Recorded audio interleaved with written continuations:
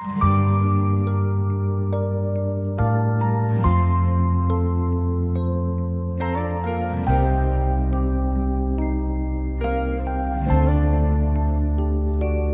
លេងសើចសប្បាយបន្លឺឡើងពេញផ្ទៃមេឃតែក្នុងទ្រូងបងមានភាពខ្លោចផ្សានឹងទឹកភ្នែកអូនភ្លេចបងហើ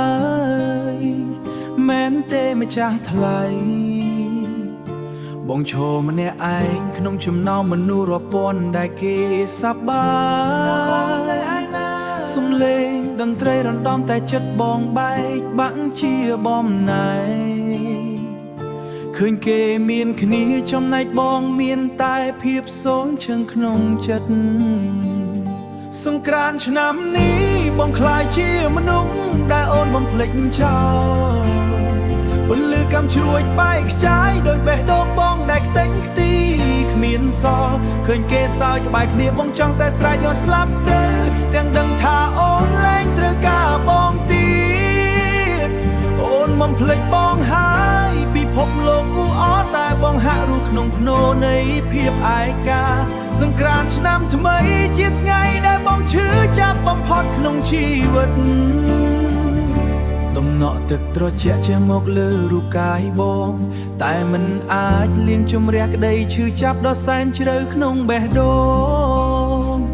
អូនដើរកាត់បង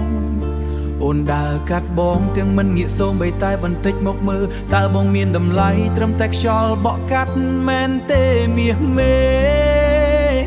ឈឺណាស់អូនអើយបងព្យាយាមញញឹមបន្លប់តែទឹកភ្នែកហូរចូលក្នុងទ្រូងខ្លោចផ្សាសង្ក្រាន្តឆ្នាំនេះបងខ្លាចជាមនុស្សដែលអូនបំភ្លេចចោលឃើញគេសើចក្បែរអត់តែបងហាក់រស់ក្នុងភ្នោនៃភាពឯកាឃើញគេសើចក្បែរគ្នាបងចង់តែស្រែកយកឆ្នាំថ្មីជាថ្ងៃអូ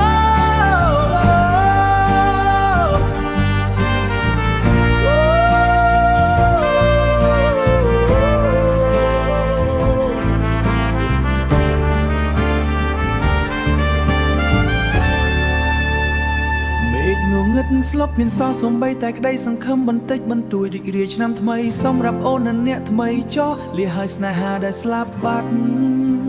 ស្លាប់ក្នុងភាពស្ងាត់ជ្រងំតែម្នាក់ឯងរងចាំអ្នកដែលមិនត្រឡប់សំលេងព្យាណូលុតទៅបន្តិចក្នុងដងដោយភាពអាឡោះអាល័យបំផុត